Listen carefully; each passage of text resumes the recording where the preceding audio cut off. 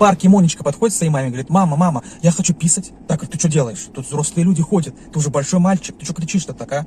В следующий раз, захочешь, когда это сделать, скажи мне: мама, я хочу посвистеть. И все, я тебя пойму. А пока иди вон за дерево, там сделай свои дела. Ну, он пошел, сделал. Приходит ночь, все спят. Монечка открывает дверь в спальню и видит, там папа спит. Подходит к папе и говорит: папа, папа, я хочу сильно посвистеть. Папа и просыпается, говорит: ой, какой посвистеть? Ты что, с ума сошел, что ли? А? Какой свистеть? Все спят, посмотри. Я сплю, мама спит, бабушка спит. Иди тоже спать. Завтра с тобой утром посвистим, сколько хочешь. Только говорит: не-не-не, папа, я хочу очень сильно посвистеть. Прямо сейчас, я просто не могу терпеть уже. Папа такой: ой, блин, а что ж такое, кошмар какой-то. Ну ладно, только очень тихонечко-тихонечко. Мне на ушко.